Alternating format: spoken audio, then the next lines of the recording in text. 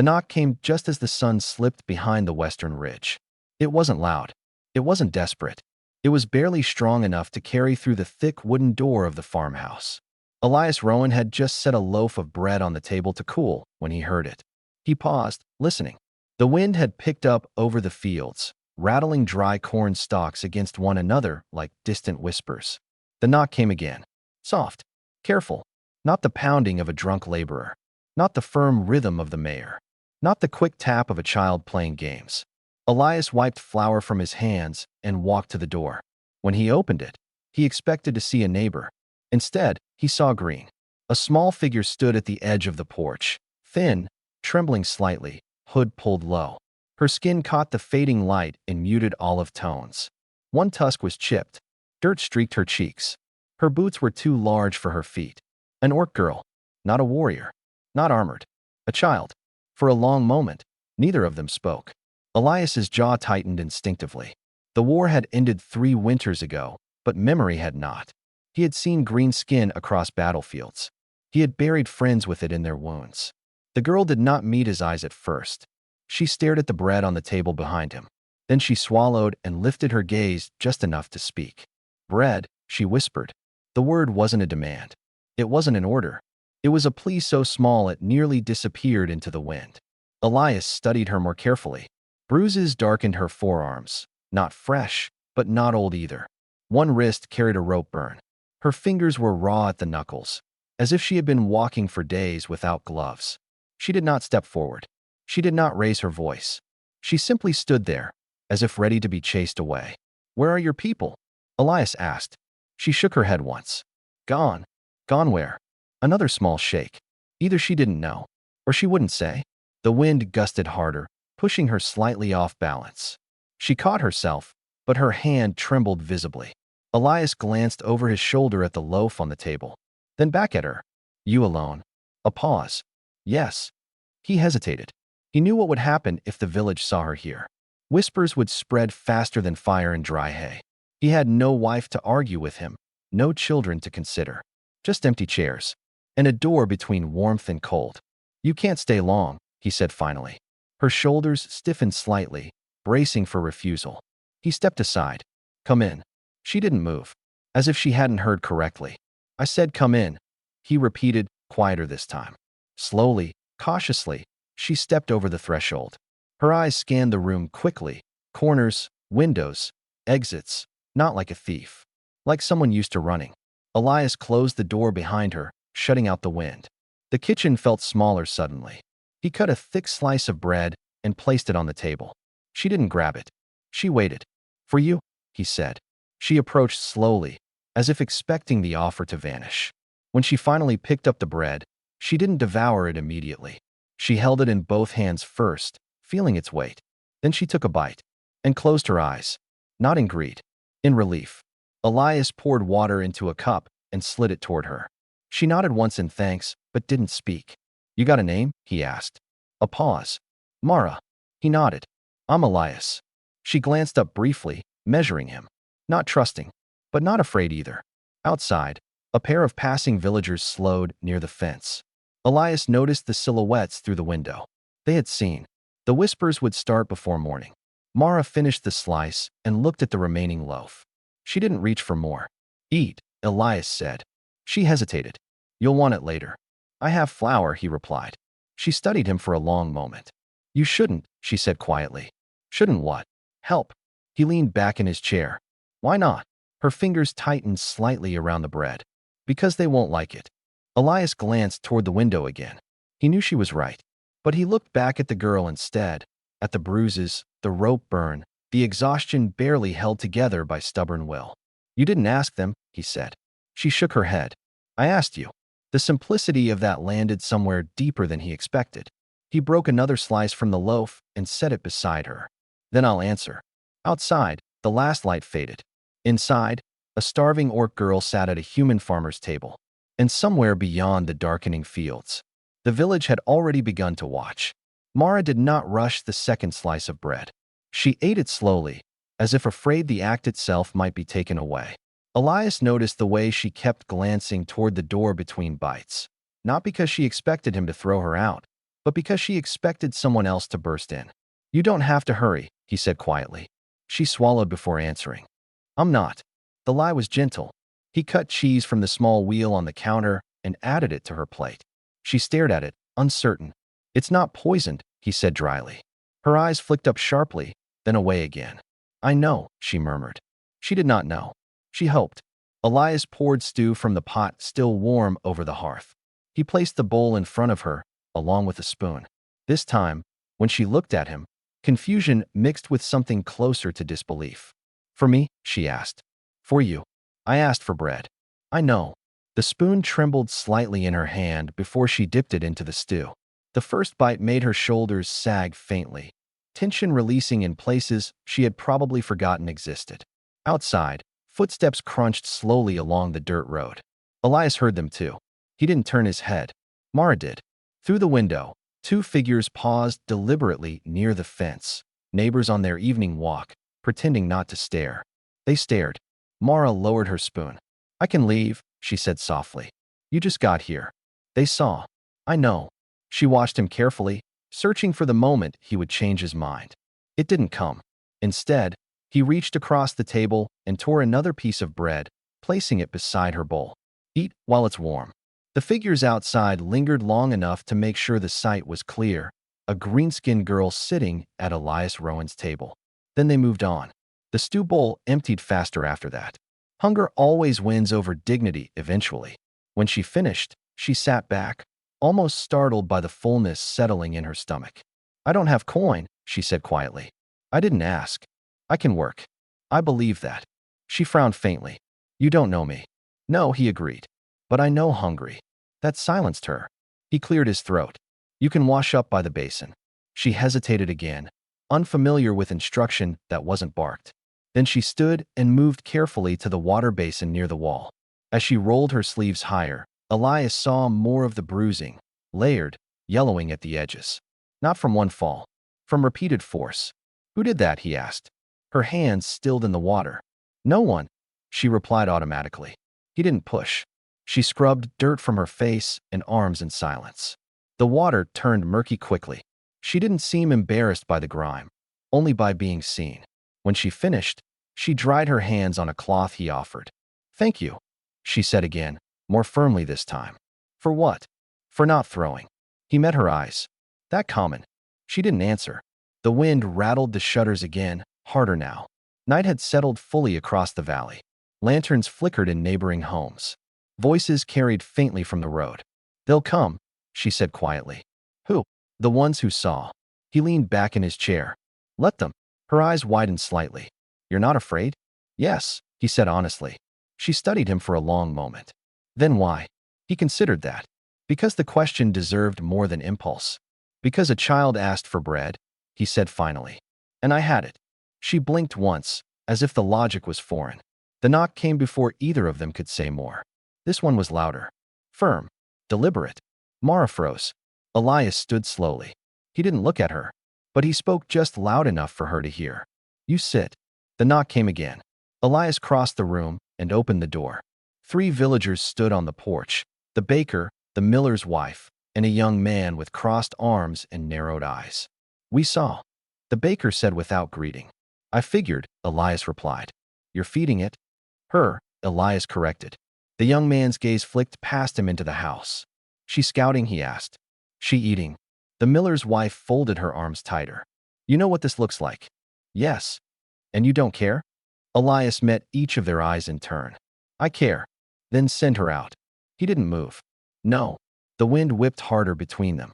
You'll regret this, the baker warned. Maybe. The young man stepped closer. You think she's harmless? I think she was hungry. Silence pressed in. From inside, Mara could hear every word. She lowered her gaze to the table, fingers gripping the edge. The baker shook his head slowly. This isn't just bread, Elias. I know. They left without another word. The porch creaked as their weight retreated. Elias closed the door again. When he turned, Mara was still sitting exactly where he had left her. Her eyes searched his face. They won't stop, she said. No, he agreed. She swallowed. You shouldn't have given more. He walked back to the table and sat across from her. It wasn't about bread. She looked down at the empty bowl, then back up at him. What was it about?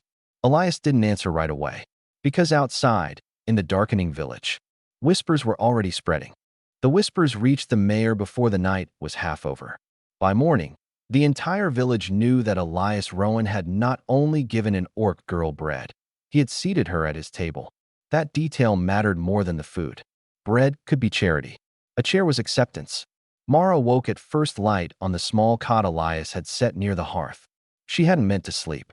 She had meant to leave before dawn, to slip back into the fields before anyone could decide her presence required correction. But warmth is a dangerous thing when you've gone without it.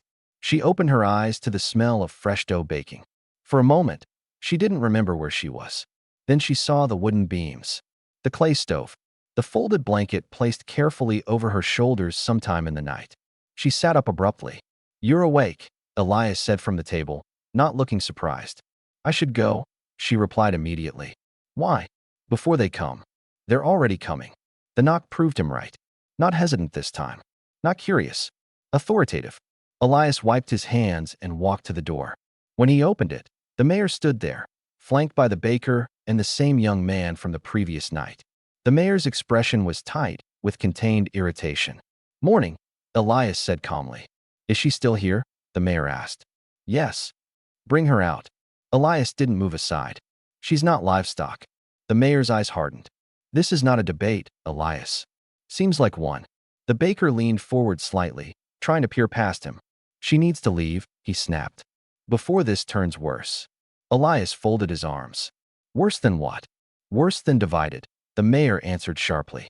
Mara stepped into view before Elias could stop her. She moved slowly, hands visible at her sides. "I can go," she said quietly. The young man scoffed. "Now you can." The mayor studied her carefully. "How old are you?" he asked. She hesitated. 14 winters. The mayor's jaw shifted slightly, younger than he expected. "Where are you from?" She didn't answer. "That's already a problem," the baker muttered. "I asked for bread," Mara said. "That's all. And you got more than you deserved," the young man replied. Elias stepped forward slightly, not blocking her, but standing closer. "She deserved food." "She deserved?" the baker snapped. "You think we owe her?" "No," Elias said evenly. "But I owed myself." The mayor's gaze snapped back to him. "What does that mean?" "It means I'm not the kind of man who watches a child starve." Silence fell across the porch. The wind carried the faint murmur of neighbors gathering at the edges of the road. The spectacle had begun. The mayor lowered his voice. "You are inviting conflict." "I invited someone to sit." "That's exactly the problem." Mara glanced between them, sensing the shift. "You're angry because she's green," Elias said plainly. "We're angry because we remember," the mayor shot back. "And what do you remember?" Elias asked. "That war was ugly. That people died. I remember that too." "You weren't at River Crossing," the baker said bitterly. "No," Elias agreed. "I was at Ashfield." The name settled heavily. The baker faltered. The mayor's eyes narrowed slightly. "You lost someone," he said. "Yes. And still you bring one of them into your home." "She's not them," Elias replied. "She's her." Mara swallowed hard, staring at the porch boards. The young man stepped forward, anger rising. "You think she's harmless? You think she didn't cheer when our men burned?" Mara's head snapped up. "I didn't burn anything," she said sharply. "You expect us to believe that?" "I wasn't there." "Convenient." Elias raised a hand slightly. "Enough." The mayor exhaled slowly. "This village cannot fracture over this," he said. "You will send her away." "No." The word landed without hesitation. The crowd murmured louder now. "She'll bring trouble." "She's already brought it." "You're choosing her over us," the baker accused. Elias shook his head. "I'm choosing what's right in front of me." "And what about what's behind us?" the mayor demanded. "Behind us is war," Elias said quietly. "In front of us is a child." The tension stretched thin. The mayor looked at Mara again. "You have until sundown," he said finally. "After that, if you're still here, it won't be just words." The threat was not shouted. It didn't need to be. He turned and walked away. The baker followed. The young man lingered one heartbeat longer, glaring at Mara before spitting into the dirt. Then he left too. The porch fell silent. The watchers slowly dispersed. Mara exhaled shakily. "I told you," she said. "You shouldn't have." Elias closed the door gently. "I don't scare easy." "You should." He faced her fully now. "Are you dangerous?" "No." Are you lying? She met his gaze steadily. No. He nodded once. Then they'll have to decide who they are. Outside, the village buzzed louder than it had in years. And for the first time since the war ended, lines were being drawn again, not between armies, but between conscience and fear. The storm rolled in before sunset.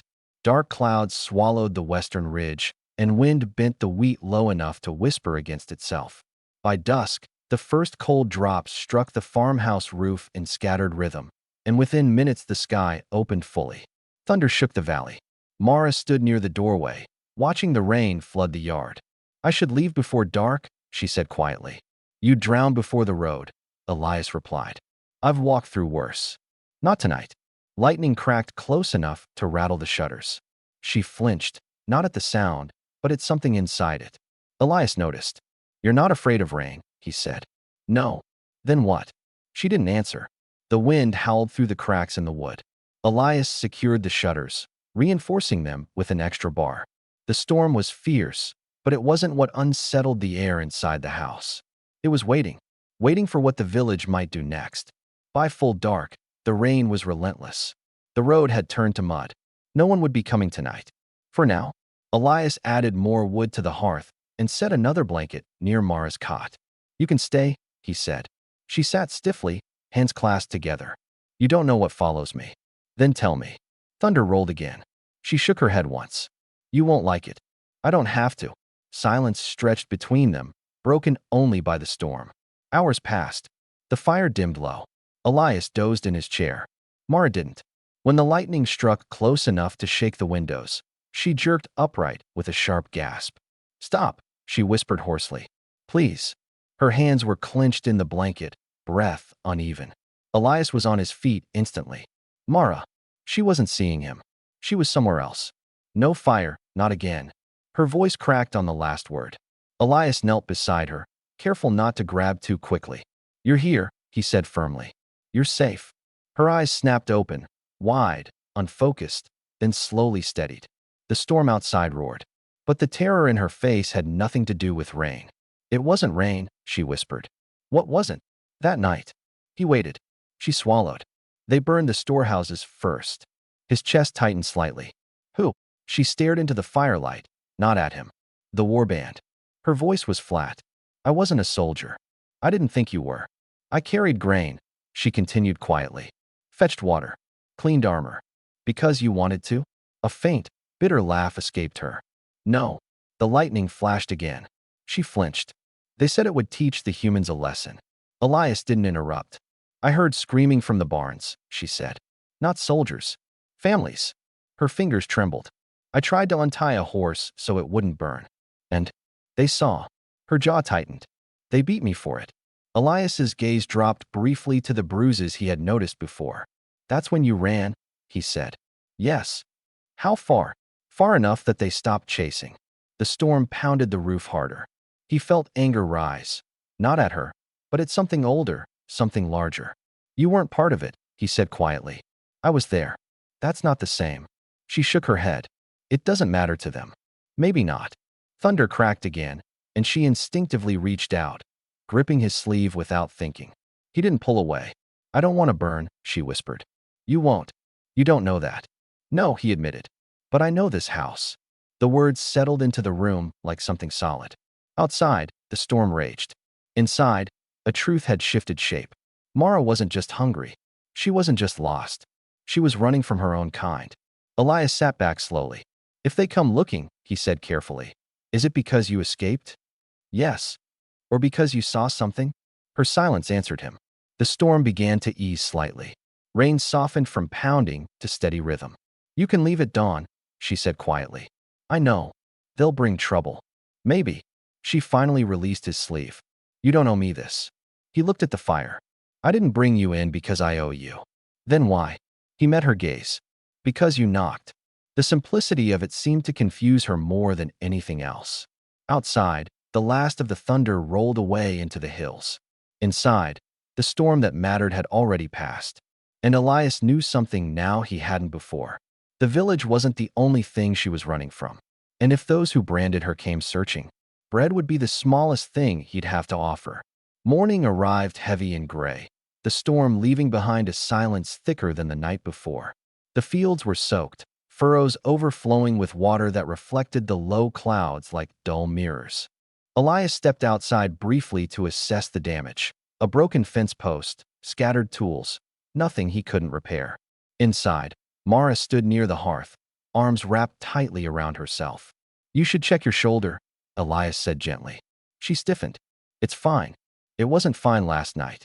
During the storm, when she had twisted sharply in her sleep, the blanket had slipped." He had seen it then, just for a second. The mark. Not a bruise. Not a scar from random cruelty. Something deliberate. Burned. "I've seen brands before," he said quietly. Her fingers tightened. "It's old.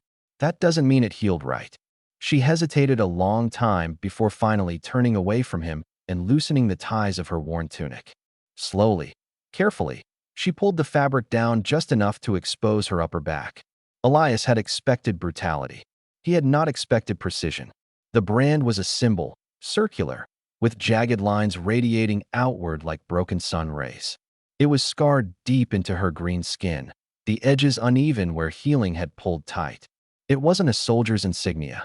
It was a mark of ownership. His jaw clenched. "That's not a war mark," he said quietly. "No. What is it?" Her voice was steady, but thin. "Asset." The words settled in the room like something poisonous. "They don't waste food on mouths that don't serve," she continued. "We carried supplies. Repaired camps. Dug trenches. Children. Yes." He felt heat rise behind his ribs. "And if you refused, they reminded you." His gaze flicked back to the brand. "They burned you for trying to untie a horse." "Yes." The simplicity of her answer made it worse. He stepped back slightly, giving her space to retie her tunic. "You weren't a soldier," he said again, more firmly this time. "No. You were property." "Yes." The word hung in the air. Property. He had grown up hearing stories about orc raids, about brutality and invasion. No one had ever spoken of this. "What happens to assets who run?" he asked. "They're retrieved," she replied. "And if they can't retrieve?" She didn't answer. He didn't need her to. The wind outside had stilled completely. The quiet felt wrong. Too clean. Too watchful. A faint vibration carried through the soaked ground, subtle at first, almost imagined. Elias felt it before he heard it. Hooves. Not many, but enough. Mara's head snapped toward the door instantly. Her face drained of color. "They're early," she whispered. "How many?" "I don't know." The hooves grew louder, deliberate, measured, not hurried. "A scouting party." Elias moved toward the window slowly and lifted the edge of the curtain just enough to see beyond the fields. "For riders. Orc. Armor light. Not warband scale. Tracking." One dismounted near the edge of the road and crouched low, examining the mud. "They found the road," Elias muttered. Mara's breathing grew shallow. "I told you," she said quietly. "You shouldn't have." He turned from the window. "You think I'm handing you over?" Her eyes widened slightly. "You can't fight them." "I don't plan to." "Then what?" He crossed the room and grabbed his coat. "Stay here." "No." "Stay."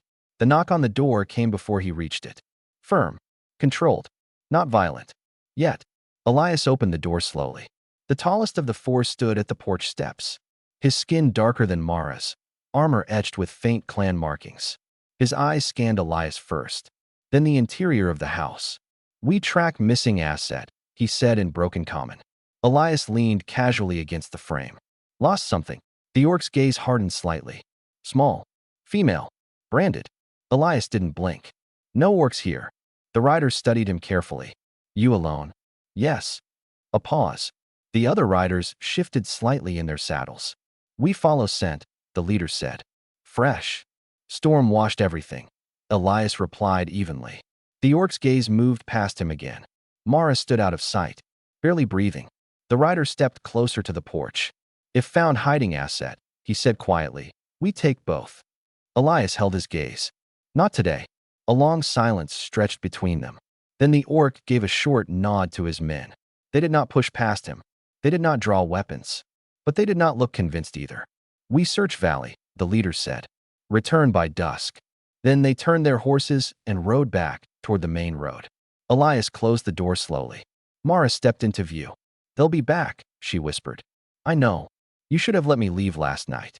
He faced her fully. "And send you back to that." Her silence answered. The ground outside still held the echo of hooves. Elias exhaled slowly. Bread was the easy part, he said. Mara looked toward the door.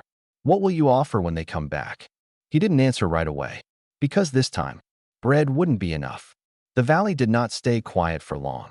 By mid-morning, word had already spread that riders had been seen near the southern road. Farmers abandoned their plows early. Windows were latched. The same neighbors who had whispered about bread now whispered about pursuit. They're looking for something.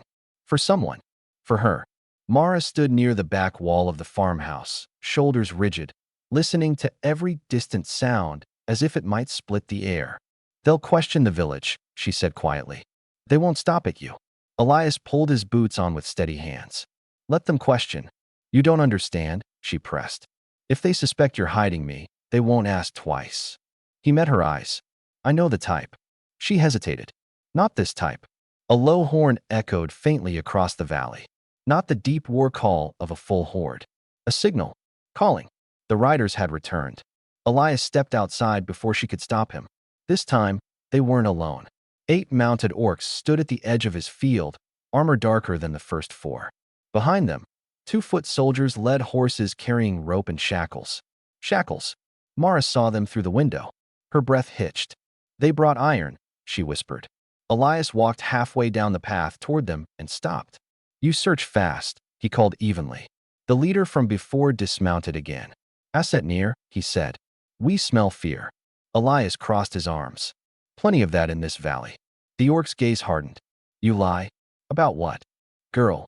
The word cut sharper now. Elias did not look back at the house. No girl here. The orc stepped closer.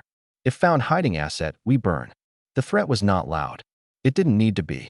Several villagers had gathered at a distance now, the mayor among them. Watching. Waiting. Mara stepped into the doorway before Elias could stop her. No, he muttered under his breath. But it was too late. She walked down the porch steps slowly, chin lifted, eyes steady. I'm here, she said. The riders shifted instantly, tension snapping tight. The leader smiled faintly, not pleased, but satisfied. Asset recovered. Mara stopped several feet from Elias. She didn't look at him. You shouldn't have lied, she whispered. He stepped in front of her. She's not property. She is branded, the leader replied calmly. She's a child. She is labor. The villagers murmured nervously behind them. The mayor stepped forward uncertainly. If she belongs to them. She does not, Elias cut in sharply. The mayor faltered. You don't know that. Elias didn't take his eyes off the orc leader. She's under my protection. The words hung in the air like a spark in dry grass. The riders reacted instantly, hands shifting toward weapons. Protection? The leader repeated. Yes.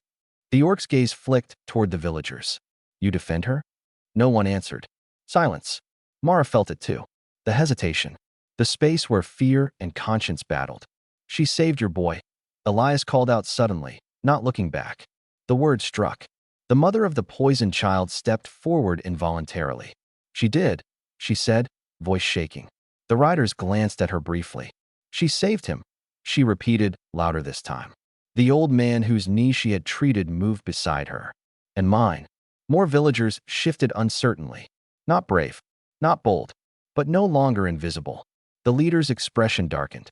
Human village protects Asset, he said slowly. Elias met his gaze. Yes. A long pause followed. The orc scanned the faces behind Elias, measuring resolve. Not an army, not a fortress, but not surrender either. If we take by force, he said quietly, many bleed. Then don't, Elias replied. The tension sharpened. The riders were armed. The villagers were not. Mara's fingers trembled at her sides.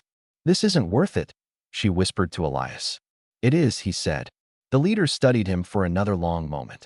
You claim Asset, he said finally. I claim her. The difference mattered. The leader's jaw tightened. You not blood. Family isn't blood, Elias answered. The word surprised even him. A ripple moved through the watching villagers.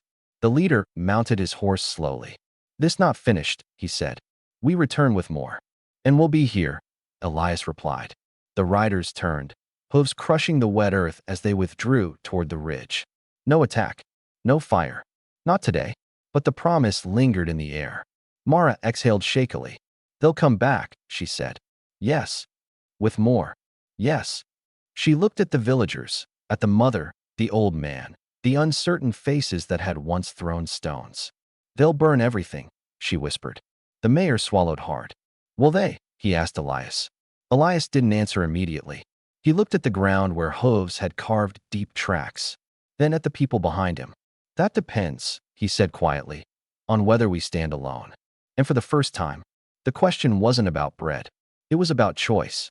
The riders were gone, but the threat remained like smoke in the air long after fire had passed. No one returned to their fields. No one reopened their stalls. The entire village remained gathered in the road outside Elias's farm, as if moving would signal surrender. Mara stood slightly behind him now, no longer hiding, but no longer stepping forward either. The iron shackles the orcs had carried still echoed in her mind. They'll bring more, she said quietly. Yes, Elias replied. And they won't ask again. I know. The mayor stepped closer, face pale but controlled. This cannot fall on one man's decision, he said. It already has, Elias answered. Murmurs spread through the villagers. Some were angry. Some were afraid. Some were simply tired. You can still send her away, the baker muttered. Mara stiffened. She could leave tonight, the young man added, before they return. And go where? Elias asked. No one had an answer. She's their property, someone whispered weakly. No, Elias said firmly. She was. The mayor looked at Mara carefully. If they return with 20 riders, we can't stop them. Then don't let them take her, Elias replied. That's not strategy, the mayor snapped. That's suicide. Silence followed. Elias turned slowly and faced the entire village. You want this simple? He asked. Yes, the baker shot back. So do I. He stepped forward into the center of the road. I fed her because she was hungry, he said clearly. I kept her because she was hunted. If that brings war to your door, then blame me. That's easy for you to say, someone shouted. It's your farm. No, Elias replied evenly. It's your village. The words landed. Heavy. You think they'll stop at me? He continued. You think if they take her, they won't remember this valley next time they need labor? Uneasy glances passed between neighbors. The mayor's jaw tightened. You don't know that. No, Elias agreed. But I know what happens when we hand people over to avoid trouble. He turned back toward Mara. She looked small standing there, thinner than she should be, branded, trembling despite her attempt to appear steady. He took one step toward her, then another. The entire village watched. What are you doing? The mayor asked sharply. Elias stopped beside Mara. He didn't kneel. He didn't whisper. He spoke clearly enough for every person in the valley to hear. She's not an asset. Silence. She's not labor. The wind shifted lightly through the fields. She's my daughter. The words struck harder than any blade. Mara's head snapped toward him. The villagers stared as if the ground had cracked open. You can't just, the baker began. Yes, I can, Elias cut in. You're not blood. Family isn't blood, Elias replied again, louder this time. The phrase rippled through the crowd, repeated, whispered. The mayor stepped forward. You understand what you're claiming? Yes. You're binding this village to that decision. No, Elias said quietly. I'm binding myself. He placed a hand gently on Mara's shoulder. Not possessive, protective. If they want her, he said, they go through me. The words hung in the air.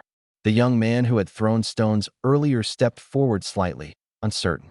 They'll kill you, he muttered. Maybe, Elias said. Mara's throat tightened. You don't have to do this, she whispered. I do, he replied softly. The mother of the boy Mara had saved moved first. She stepped beside Elias. They'll go through us, she said. The old man with the healed knee joined her without a word. The movement was slow, not brave in the way stories tell it. Awkward, reluctant, but real. One by one, villagers shifted position, not forming a wall yet, but no longer standing apart. The mayor looked at them, calculating risk against conscience. This is madness, he murmured. Maybe, Elias said. But it's ours. Mara looked around at the faces, the same ones that had watched her beg for bread. Now watching her become something else. Not property, not invader, not asset, daughter. The words settled deep inside her chest, unfamiliar and terrifying all at once. The mayor exhaled slowly. If they return, he said, we stand together. The declaration was not loud, but it carried. The baker hesitated longest. Then he muttered under his breath, if we're burning, We burn as a village. It wasn't kindness. It was solidarity. And sometimes that was enough. Mara felt her knees weaken slightly. Elias steadied her without drawing attention to it. They won't back down, she whispered. Neither will we, he replied. Beyond the ridge, faint dust rose against the horizon. They were coming back. This time, the choice had been made. The dust on the ridge thickened by midday. 20 riders this time. Not 4. Not 8. A full retrieval party. The villagers saw them long before they reached the outer fields. Tools were set down. Doors were left open. No one retreated inside. They gathered instead. Not in neat formation. Not trained. But present. Elias stood at the front, Mara at his side. The mayor positioned himself slightly behind them, flanked by the baker, the old man, and the mother who had first stepped forward. No one held weapons openly, but no one stepped aside either. The riders slowed as they approached the boundary of the fields. The leader from before rode at their center, expression harder now. You claim asset, he called out. Elias did not move. I claim my daughter. A ripple moved through the orcs. Not surprise, but irritation. Blood lie, the leader said. No, Elias replied. Choice. The word hung strangely between cultures. The leader dismounted. So speak, he said, gesturing toward Mara. Let Asset deny Brand. Every eye in the valley turned toward her. This was the moment she had feared most. Not capture, not chains, exposure. Her fingers trembled, but she stepped forward anyway. My name is Mara, she said, voice steady enough to carry. Not asset, not property. The riders watched her with flat expressions. I was taken at 6 winters, she continued. Given to supply camps. A murmur moved through the villagers behind her. Horror not yet voiced. I carried grain, water, weapons I was too small to lift. The leader's jaw tightened slightly. You served. I survived. A silence followed. She swallowed hard, then turned slightly, not just to the riders, but to the villagers too. I did not march into your homes, she said. I did not burn your barns. I untied horses so they would not scream. The mother of the saved boy inhaled sharply. They branded me when I tried to stop it. Her hand lifted to the back of her shoulder. You call it ownership. She faced the riders again. I call it fear. The leader stepped forward 1 pace. You belong to clan. I never did. You bear mark. I bear scar. The distinction struck like flint. The villagers were no longer just watching. They were listening. I ran because I would not carry fire, she said, voice cracking slightly. If that makes me enemy to you, then I am. The wind shifted softly through the fields. The leader studied her for a long time. Then he looked past her, at the villagers standing in uneasy solidarity. You defend runaway slave? He asked. The word echoed. Slave. It was the first time the truth had been named that plainly. Elias stepped forward. Yes. The mayor did not contradict him. The baker did not speak against him. The mother stood taller. The riders shifted in their saddles, unsettled. The leader's eyes returned to Mara. You think human keep you safe? He asked. I think I choose, she replied. Choice is weakness. No, she said. It's strength. The silence stretched tight. If the riders attacked now, it would be slaughter. But something had changed. The girl they hunted was no longer hiding behind a door. She was standing in open ground. And she was not afraid to speak. The leader's gaze flicked toward the brand on her back, visible through the thin fabric where the wind pressed it tight. Clan loses face if leave, he muttered. Elias met his eyes. And what do you lose if you take her? The question lingered. The leader's jaw tightened. Asset worthless if disobedient, he said finally. Then leave her, Mara replied. A long pause. Then, slowly, the leader turned back toward his riders. Clan does not reclaim broken tool, he said. The words were cruel, but they were retreat. He mounted his horse again. This valley holds her, he declared. Next time war comes, do not ask mercy. Then he signaled his men. They turned. Hooves thundered back toward the ridge. No fire. No chains. No blood. Just dust fading into distance. The valley remained frozen for several heartbeats after they disappeared.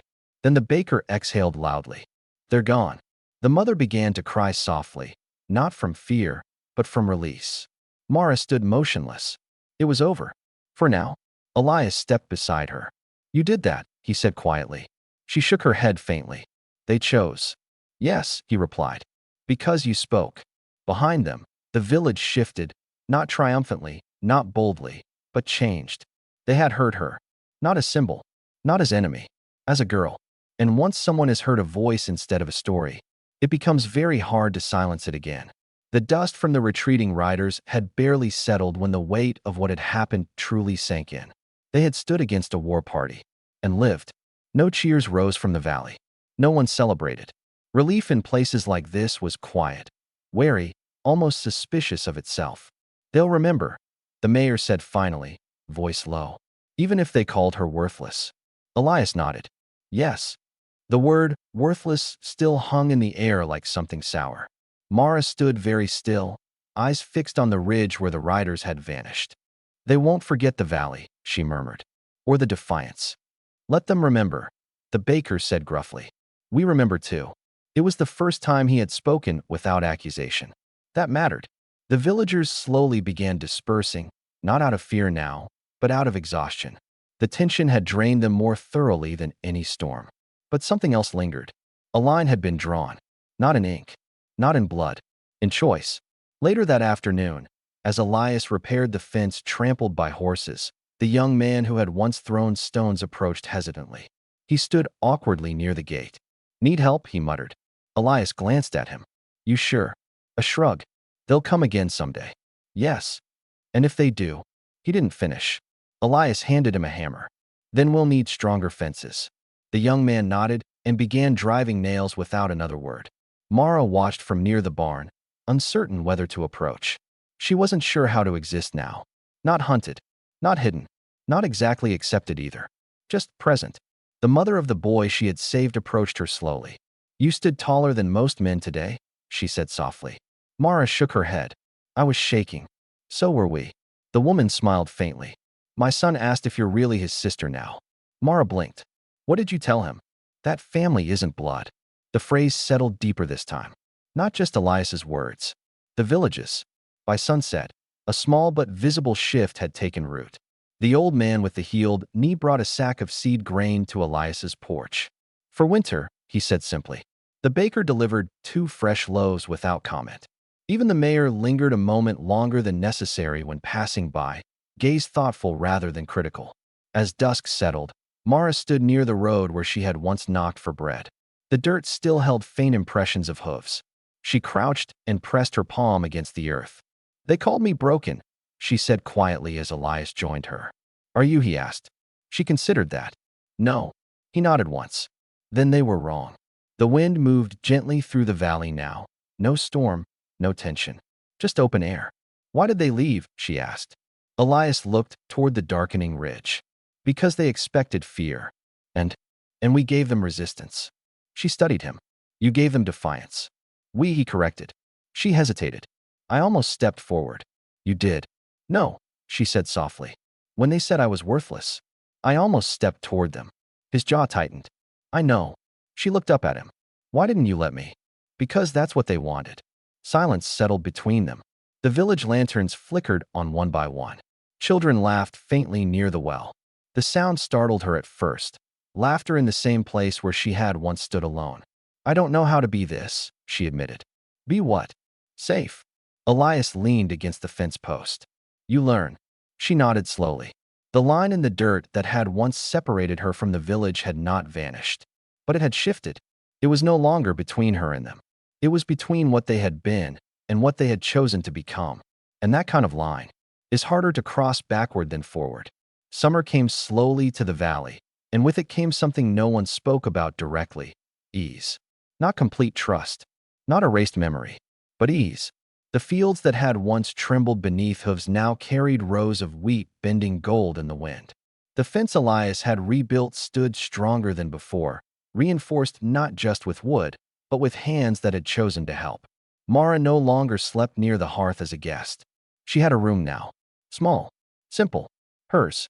The mayor had insisted the old cottage near the well be repaired properly, not as charity, but as acknowledgement.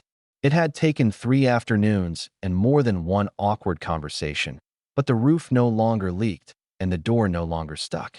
You'll need a key, the baker had muttered, pressing a newly cut one into her hand. The gesture had been gruff, but it had been given. Mara stood in the doorway of that cottage on the first evening it was finished, uncertain how to step inside something that belonged to her. You planning to sleep outside it? Elias asked lightly. She looked at him.